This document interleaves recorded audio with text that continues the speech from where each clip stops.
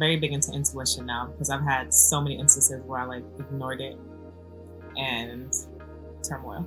I ignored it and I'm like, no, But I think that if you see somebody trying to do something good or something cool that's going to advance the future, like give them a like, a comment, tell them that is great. Like listen to their idea, help them out, because it's going to take more than one big org, two big orgs to fix what's going on. And it wasn't supposed to be that type of film, like about my depression or mental health. It originally was released to be like a show-off film, like after a breakup that I had gone through. And I was doing like really great things, but internally I was like, damn, your girl is very sad. So I was gonna. Welcome to the I Feel You podcast. My name is Eddie Wise and I'm your host.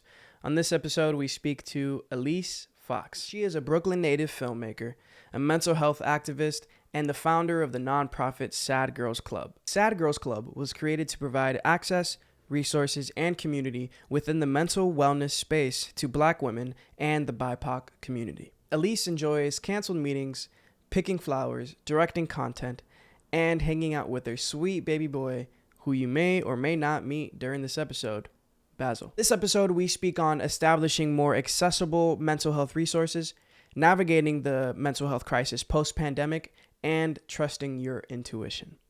Thank you so much for watching. If you are on YouTube, please, like and subscribe. That helps our channel a ton. And if you're on any of the streaming platforms, please share this with anybody you feel needs to hear this. Friends, family, anybody. And again, thank you so much for watching and listening, and we appreciate your presence. Enjoy the episode. Hi, Elyse. How are you doing today? I'm doing well. How are you today? Yeah, good. I'm good. I'm happy to have you on the show. And to everybody watching, welcome to the I Feel podcast. Thank you so much for being here with me and Elyse Fox, who is someone that we have been a fan for a little bit of time now, and someone that we have a lot of respect for in what she does in this community. So we're just excited to be here to sit down and have a conversation with you. And I know I asked how you were doing, but like, how are you feeling? Like for real, I'm so tired, to be honest. Yeah. I've been traveling a lot, and then there's like this weird cold thing that everyone is like, I'm sick, but it's not COVID. Like, it's a weird cold thing that's going around, and everyone I know has been catching it. So It's like as I'm planning, things are like kind of falling, but I'm just trying to like give grace, but also take things slowly. And I need to sleep too. So that's my main priority. For sure. That's totally fair. Yeah, I feel you. Today was one of those days. I woke up. And I had like, you ever have one of those bad dreams and it happens and you're like, God, I wish that didn't happen in my dream. Like, even though I know it's a dream, the imagery, what I experienced, I feel it right now. Yeah. And it kind of like sets you up for the rest of your day. You know that feeling? It's so odd because it's like, why do our dreams affect us like this?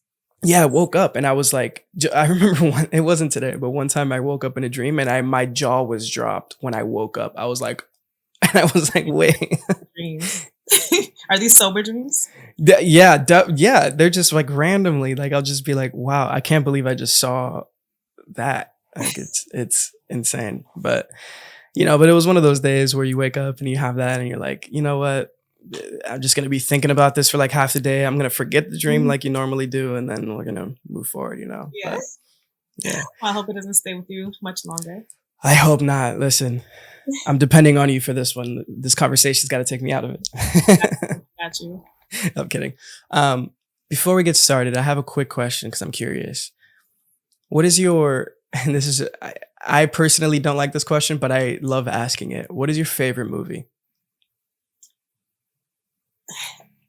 Okay. Hopefully you've seen this and hopefully you don't judge if you have seen it. It's Requiem for a Dream. Oh, wow. Okay. It's my favorite film of all time. Or like Kids. That's like my favorite like New York kind of film. Yeah. Why Requiem?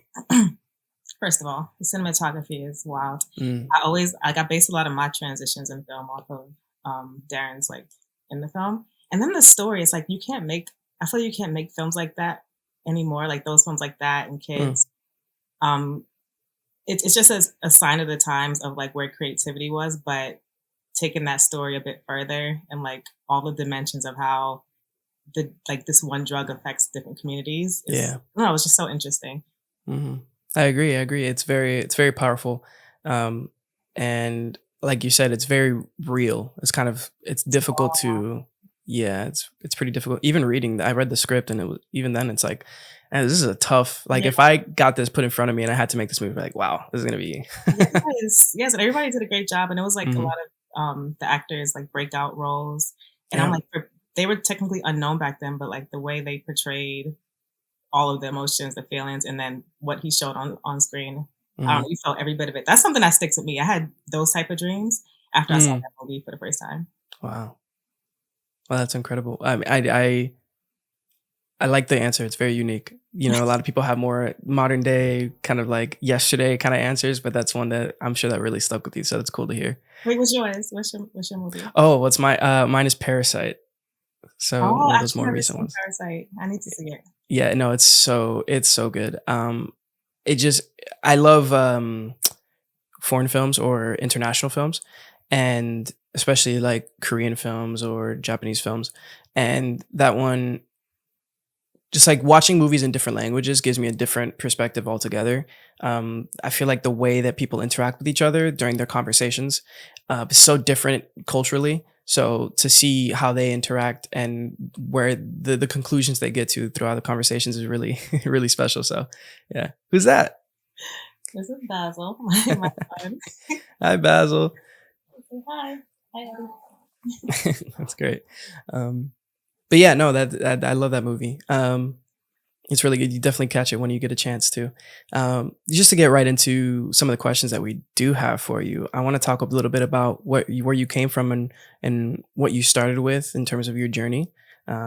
And maybe not what you started with, but where we can like track your expertise.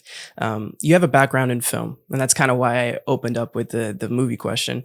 Yeah. And around, correct me if I'm wrong, is it 2016? I think it Mhm. was. You created a short film called Conversations with Friends, where you opened up about your depression for the first time. And it was a really vulnerable film, and I appreciate the how grounded it was. And I wanted to ask, what was that journey like, just exposing your feelings and the way you were going about your life at the time and those conversations in a creative way? And also, do you ever plan on creating another film similar to that about mental health, or like any new ideas that you have? So yes, I would say Conversations with Friends was my breakout film for Mm, sure. I had been doing films for a few years before that in Los Angeles, but that's definitely the one that kind of like stuck.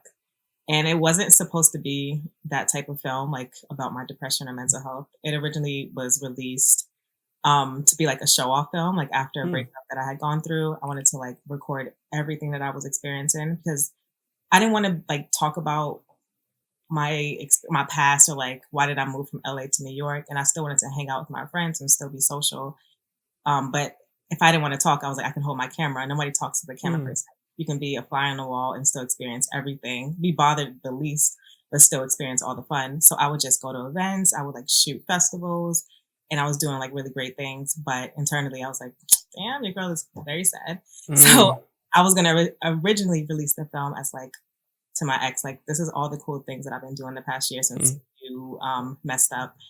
But then I was like, I'm not being authentic. Like that's whack. That's kind of corny. And also, I don't want my film to stand for like somebody I don't even care for. So I just changed the narrative. Like I kept the same clips, but I just overlaid it with like a voiceover. Like, yeah, I was here, but I was feeling like this, or like, why doesn't anyone see what I see? That kind of thing. yeah. Um, and it just resonated with people really, really well. And it like definitely is exciting because I studied film production. I never took like a business class at all. So when SGC blew up, I was like, wow, like I love this, but like I still yearn and miss film. And that is something that is like on my goals list is to release a part 2 to Conversations with Friends because Mm, I'm still filming. Like I always film. I'm recording all the time. I have like years of footage now. It's been what 6 years since the original film. So I do want to do like here it is now. Like yeah. my like whatever Kanye's movie was called, like where it was filmed over the course of like a decade. hmm Yeah. Well, that was genius. Genius, yep. hmm Yeah. No, that's incredible. I'm glad to hear that. One thing that is underrated that a lot of young filmmakers don't really realize is it's really important to just film. Like, it doesn't have to be cinematically beautiful. It doesn't have to be like the most incredible thing you've ever seen every single time. Yeah. Yeah, the audio doesn't have to be perfect every single time. So it's important to capture real life, because that's what we're trying to portray to people, is like what real life is like. And for most people, some, people do some, science fiction, fantasy kind of stuff. But for the most part, what people want, especially on social media, is like a taste of something realistic, right? Yeah, absolutely. Yeah, and it's beautiful that you're doing more. And you talked a little bit about SGC, but after creating the short film, you move forward with Sad Girls Club. For those who don't know, that's your organization, your business, and you created that in 2017, and it was to establish more accessible mental health resources for women of color specifically, right? And I guess, what was it like? Well, first, I actually want to mention your website is beautiful. I love it. It's really, really hard to find really good websites. And I was just looking at it. I was like, wow, this is like, aesthetically, it's beautiful. I appreciate that. Shout out to Tickety Boo. They do all of our creative, and that was one thing I didn't want our excuse me. I didn't want our website to be stuffy, or because it's a nonprofit. So a lot of nonprofit websites are not ones that you like sit on for more than 2 minutes, So I wanted ours to be fun and feel like a chat room, and feel like the AOL days where you just want to sit, like, click the buttons and see what happens next. Yeah, it really does, and I appreciate that. So, you founded this nonprofit in 2017, and of course, 2020 happened. And what was it like navigating SGC throughout probably one of the most tumultuous times in our history, and also a time where mental health became so much more prevalent? It was so interesting because, as I told you before, I didn't take a business class. So I was just like, you know what? Let's really understand. Let's like sit and, well, at first we were just basically putting out like kind of a lot of toxic positivity, like, it's gonna be okay, like, one day at a time, like, and it was so corny looking back on it. And I'm like, no, let's like sit. Everybody's doing that. We don't know what's going on. Everybody's pretending to know what's going on. Let's just sit and stop pretending like we know what's going on, and then see what our community is asking for, or like what conversations are having. Let's do more research before we're just like spewing out, I don't know, manifestation tips and things like that, because we don't really know the answers, so we're not going to pretend to. And what a lot of our community members were feeling were like, they were lonely, or feeling isolated, or I live alone, or I don't, I can't even go to work anymore. There was a lot of just feelings that people were not comfortable expressing to friends and family or people that they know, and also couldn't afford therapy at that time. So we developed a program around that. Yes, one second.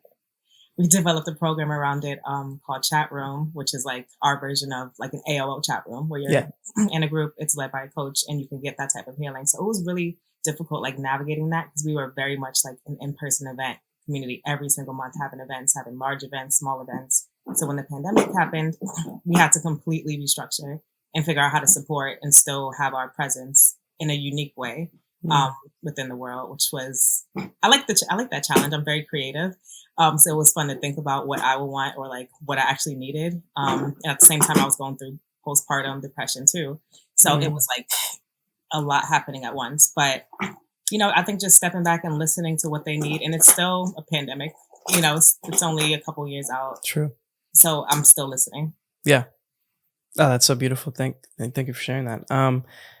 Yeah, like you said, we're still technically, we're just on the outskirts of that, and we're still pretty much healing from that wild time in a lot of people's lives. And it wasn't just a global pandemic, it was also renewed uprisings in racial injustice, and also women's rights. And like, I guess my question, do you think those movements were necessary for us as a civilization to kind of realize our mental health crisis? Do you think it was coming no matter what, or do you think this really like put it in our faces in a way? I think it was so obvious that it existed. And it's like, when you're in the world, you're like, you see all this, you see this world is not, this world is nowhere near perfect. And there are just, anytime you watch the news, you see mental health issues that are just undiagnosed and just running rampant. So it was very, I don't want to say anything political. I was like, it's never a former president. But it's okay. Listen, you say whatever you want, nobody's gonna, We're all good here.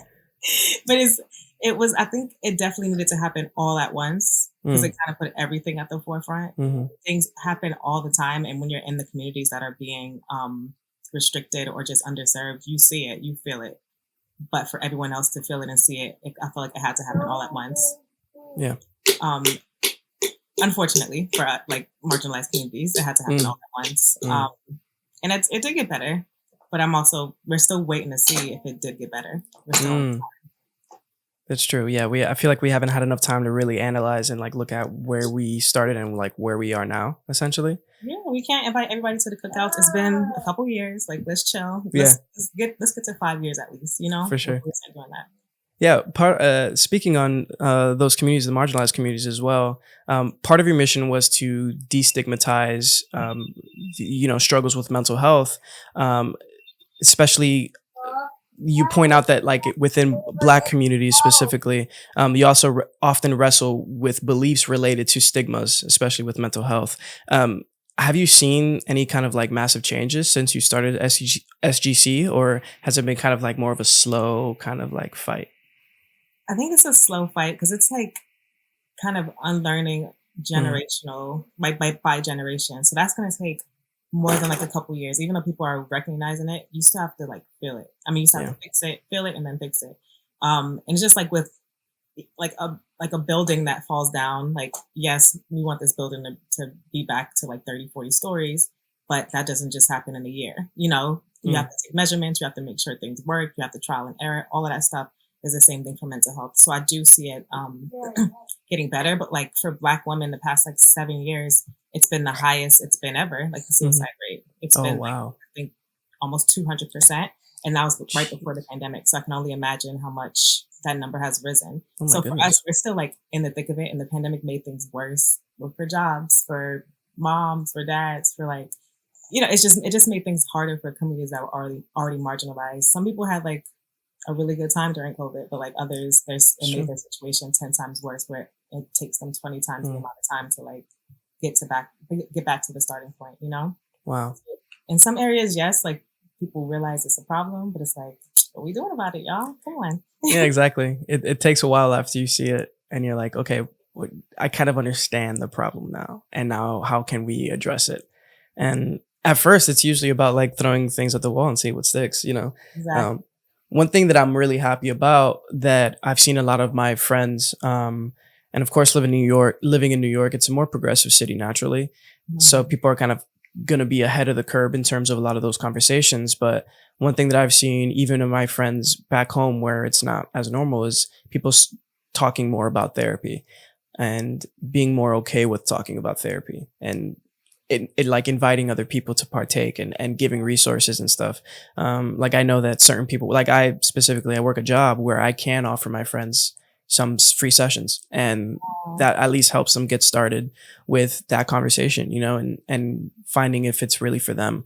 And I think that it's been really exciting, especially like I feel like the stigmas are kind of with everyone, but especially with men. I even met someone named Mark, and we had an episode together, and he is actually a therapist himself. And he talked about his relationship with therapy, and even his relationship as a therapist with therapy was still kind of like, you know, tough and not very clear. And that really opened my eyes to just how difficult it can be sometimes, and how we have, like you said, we learned so many things that are so ingrained within us that keep us from really exploring other things. And, you know, also shout out to Mark. He's very intelligent and knows what he's doing. So not to say that he needs help, but like he's definitely, he has an interesting relationship when he's very open about it, which was really nice to hear. But yeah, and something you spoke of, I had no idea the percentages were that high even before the pandemic. I didn't know. That's very shocking. But another statistic that we saw, there was a study done in England, I think in 2017, where it says women are 3 times more likely than men to experience common mental health problems, and have become way more vocal about that in uplifting all women to share their stories, essentially.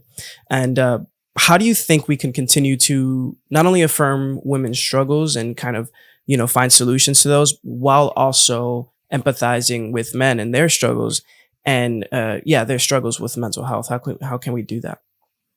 I always say, like, I feel it shouldn't happen. Like, okay, now we learned about mental health. Now let's bring the men. It should happen together. Like, the conversation should happen together, especially with like a lot of the men that I've experienced. It should be a conversation that isn't like so separate, because it's like the problems are the same. You wouldn't treat a broken leg on a man Mm, differently than on a woman. It mm, has to be the same, and it has to happen at the same time. So I think it also comes down to, with like Sad Girls Club, we soft launched Sad Boys Club a while ago, yeah, and it was something that I'm still very passionate about having out there. But it takes like a man being like the face of that. Like, I can't create events true. for men. I mean, I can. They might not hit, but I want to. If I'm going to do something, I want to make sure like it's as effective as it can possibly be. Mm, But that means like somebody taking a male's perspective and like really pouring into like what would make men or help men become more comfortable with these conversations, or even just like, doesn't even have to be a mental health conversation, just what activities or prompts or things like that would men go to. Is it like a barbershop theme kind of thing, or is that cheesy? It's like, what do guys want? So I think at the same time, with like bringing men up, we want to support them, but it also, we need their help the most to support them. So mm, I don't think it should happen separately. I think we should all, like, women definitely have more, like, the wellness world is built for women. It's everything about it, the way it looks, the way it feels. It's just very much geared towards women, and we are the biggest consumers, but we don't have to be. I yeah. think it just takes a little bit more thought behind bringing men in. Mm.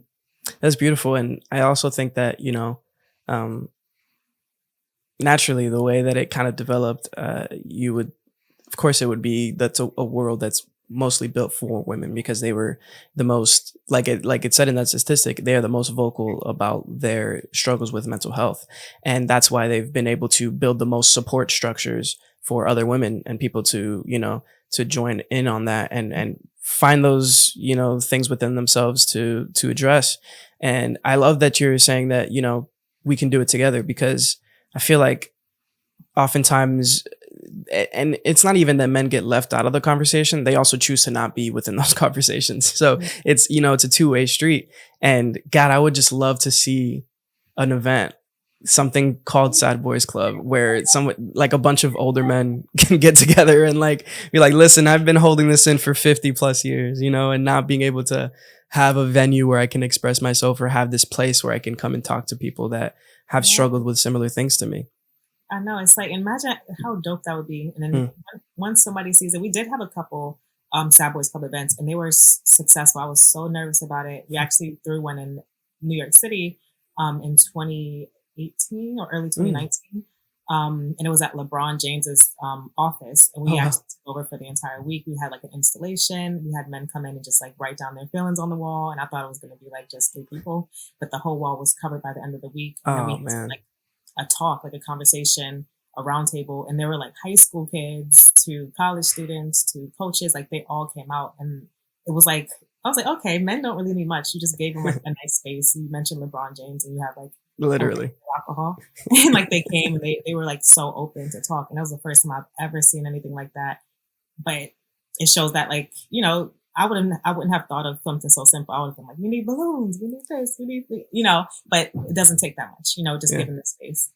That's so, and that's, I've never heard anything more true than you don't need much to get men to go somewhere. Like, you just need like one of the key ingredients that has to be something that they're super interested in, or alcohol. And it's like you have a lot of the people going over there already. Just some good beer, and like that's all we need, right? Oh, that's really cool to hear, and I'm excited to see it pick up again, and I'm excited to push that forward because, like we said earlier, or like you said, so like you mentioned, it's everybody has to be in this conversation for it to work. Really, we can't have half of the population being really solid in their mental health and really aligned and everything, and have the other half be a mess, right? And we're also seeing that in so many other areas, especially with women. There have been all these movements that have been pushing women forward, so many support structures that have been built. And, there's still a lot of work to do. But another thing that we're seeing is that, women are out graduating men in college, and they're outpacing them in so many different ways. And especially in the job force in the next few years, you're probably going to see that change drastically as well. Mm-hmm. So there is a lot of work to be done still, with women's rights and where they are, but there is just as much work to be done on the other end of that spectrum as well, especially with mental health. I think we're good everywhere else pretty much, but mental health specifically, that's like, we got to figure that out. Seriously. It's like, if we don't, there's only bad things will happen. If we don't, it's not something that can be ignored for much longer. I agree. What improvements do you think we can still make when it comes to increasing awareness and access to resources, specifically for people of color and women? I would say support, or do your research and support organizations that are actually doing the work, because there's so many underfunded organizations that I do sometimes. I judge contests and competitions with like really small micro organizations that like are doing really great work on a small level within a community, and they don't get, they're like asking for like $3,000, things like that. That seems like a tiny way to help, but like in one community, if you're helping out a low impoverished community by giving 5 people therapy, imagine like the snowball effect within that community, how that would play out in the long run. So I think just like invest in the future in the way of like investing in smaller ideas. We think that like the Red Nose Foundation, they're fine. Like they're going to be good for a long time. You don't have to give me 80 cents at the Walgreens line, but like giving $1 to a small organization can mean so much.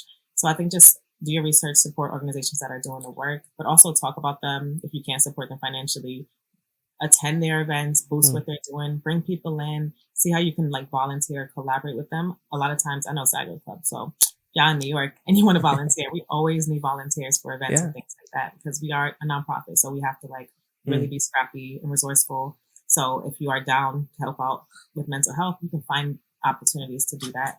And then like, don't like downplay anybody who's like trying, sometimes people are trying to do something new or something different, and they get discouraged because they're not getting the support that they envision, which is like, it can go both ways. But I think that if you see somebody trying to do something good or something cool that's going to advance the future, like give them a like, a comment, tell them that is great. Like listen to their idea, help them out, because it's going to take more than one big org, 2 big orgs to fix what's going on. There's so many big companies right now that I work with that are trying to like stop the stigma. We want to stop the stigma and also provide resources, but it's going to take the entire world moving at once. Yeah, I definitely agree. A big thing that you mentioned is the likes. I think that I mentioned this on one of the episodes previously, but I feel like people don't realize how much power they really do have when it comes to engagement metrics, and especially things coming out recently about Twitter and how exactly it works. It's, a like can boost one post a certain amount, and that's just a like. It's so simple. It's so easy. A comment, a share. It just spreads awareness and engagement so much. And I think we underestimate that power. We really do. And what it takes for the resources to be spread among the people are for people to have eyes on it. And one like can spread that post to 4, 5, 6 more people. And if everyone's liking it, then everyone's seeing it in a way. And exactly. I think that it's really important. And it's really important to like the things that matter. I feel like we spend a lot of time liking very simple things that don't really have much impact. And we like the things that everyone else is liking. It's really important to like the things that aren't getting enough engagement and to share those things. And oftentimes it's not just simply about somebody putting out their art. Sometimes, people need to see this stuff. And like what Elyse just said, it's finding those organizations that aren't the massive ones that are already doing super well, finding those smaller ones that align with you and your identity and are providing support in really crucial ways on the ground floor. It's all incredibly vital. So I'm glad you said all of that. Thank you. Yeah. There's also an emphasis in your content on supporting millennial and Gen Z, youth essentially, and giving them more focus on their mental health. How do you think that's going to affect the generations to come and the the ones that come after us? It's going to make it easier for them to like talk about, acknowledge, accept, and then heal themselves. If it's like, if you're focusing on like the youth, I feel like mental health should be taught in pre-K, kindergarten, like in every, like the health classes that we took, they should be actual health classes that teach different things about your mental health and how to spot the signs, and to train you to learn the, like to spot the signs, but to train you how to have the conversations and like what responses work. Like all of those things are so important. So it's kind of like if the schools aren't going to teach it, then we have to do it. You know, somebody has to do it. And if we do it, if we're aiming to, Side Girls Club is aiming to target a younger population, Gen Z millennials, and just like giving them those resources, having the conversation. And it's just like so easy, a conversation. Yeah. Have an event, having a conversation, so easy. And then they listen, they understand, they come back and they say, I've done this, or my friend was going through this, or, you know, now I know that XYZ is normal. So it's just providing that knowledge, because, and I know this from having a son, all he wants to do is help and learn. So if you just give him things to learn and to give him words and different ways to express himself, they're going to take it in. They don't have jobs. They don't have anything else to do. So like, why not give them something that's going to help them in the long run? That's true. That's incredibly, valid. I think that my little brother has a very unique experience with his mental health, and I love him to death, but he's going through a lot just socializing and getting out of where he is, and finding friends is very difficult for him. And I wish, that I was able to provide more resources for him specifically, so that he could reach out to someone that could maybe give him like something to lean on or something to learn from. And school has never been that. I can never just say like, go to school and make some friends, or go to school and talk to this person, or, make sure to pay attention in your class about mental health, right? Like that's right. Those aren't things that are available. It's like not where you learn. You can't figure this out where you learn for like what 30 hours a week. Mm-hmm. It's actually, I don't know. It's so backwards.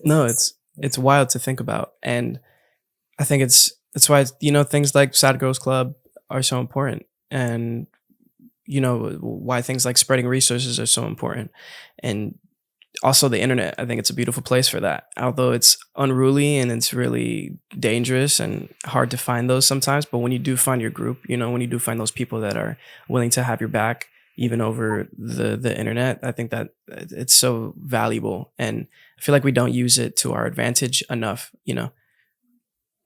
I agree, because I'm like, social media is definitely a gift and a bit of a curse. But it's like, I remember the Tumblr days. Like I still have friends that I met from Tumblr, which is very terrifying. Like actually bonding with people online. Yeah. None of them were catfish, but I have like friends that I was friends with on Tumblr, and I was like, I found my community, I found my people. Being a weirdo in New York City and dressing like a hipster back in the day before it was cool. I found my people through the internet. So it does have like this magic, like safe space where like you can find yourself. But I just want to encourage everybody to like be themselves, so people can find who you actually are, instead of like, I don't know. It's just, everything's like very trendy. So it's hard to like find authenticity. Like you said, it's harder to find that community.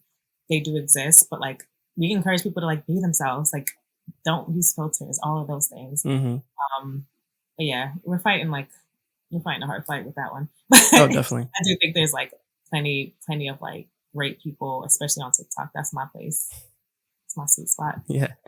That's great. And it's going to take those like social media platforms, that have different ways of going about things and different ways of interacting to really highlight those things, highlight the community and the relationship and stuff. Actually, now that I think about it, we know you through Leslie. Yeah. And, she, alongside Jess, they run the Element app, which we all, at this point, I would hope that everyone on here knows about.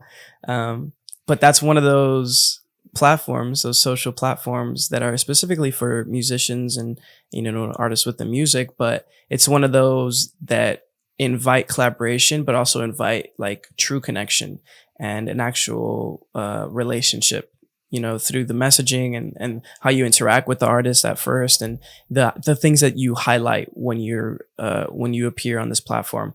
I think that, a lot of the platforms that we have now are, focused on highlighting your image and highlighting how people perceive you and your taglines and your bios and like your verification badges and what you have, basically the people in your photos and stuff. But, I think it takes platforms like, I think TikTok does a good job about this too, is providing lots of engagement to things that aren't just like the most the post that everybody likes. It's not just that. It's also even the people that don't have a lot of followers can get super high engagement on a post that just really resonates with people, and it goes much further, and it's much more, I feel like it's more real.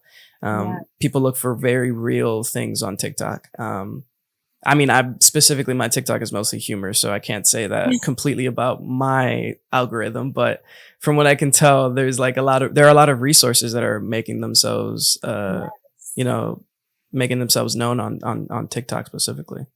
It's a great space. That's the place I feel like I am my like super most, like Instagram, yes, but I don't post as much. But TikTok, I'm like my weave out, makeup off.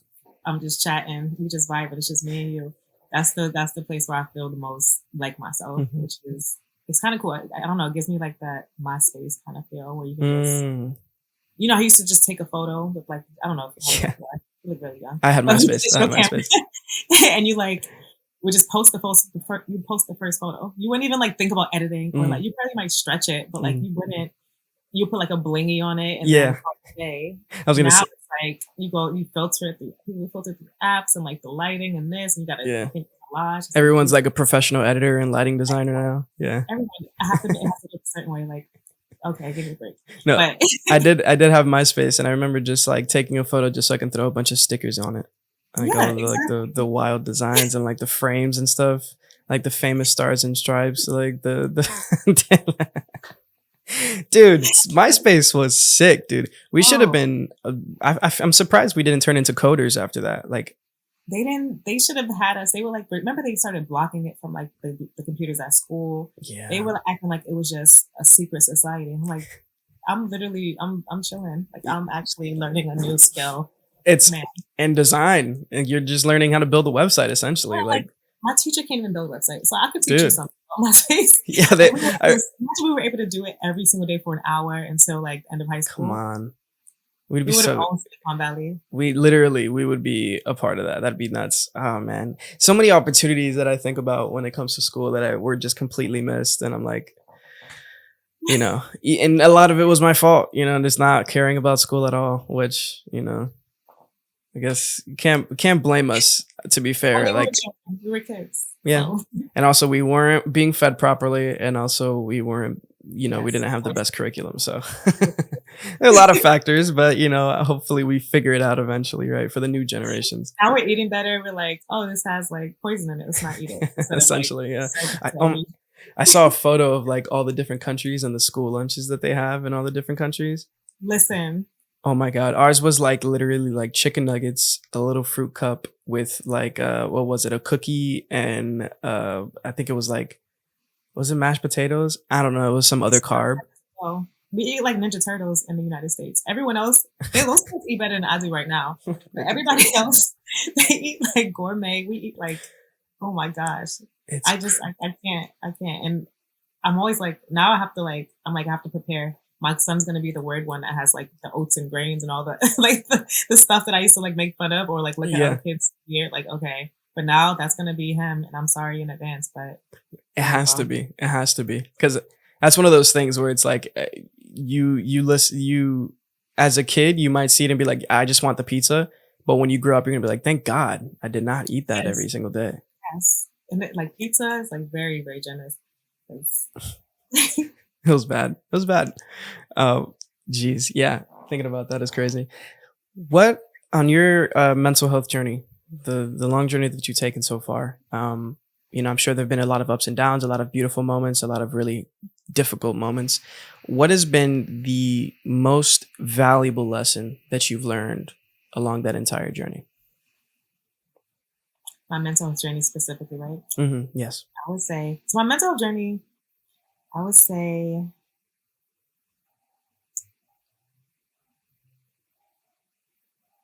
this is a good one. Do what your gut tells you need to do when it tells you to do it. I'm very big into intuition now because I've had so many instances where I like ignored it and turmoil. I ignored it and I'm like, dumb, So now I'm like, if you feel it, it's for a reason. Yeah, it's a difficult lesson to learn as well. Oftentimes I feel like we go against ourselves so many times where it's like, that's irrational, or this is just your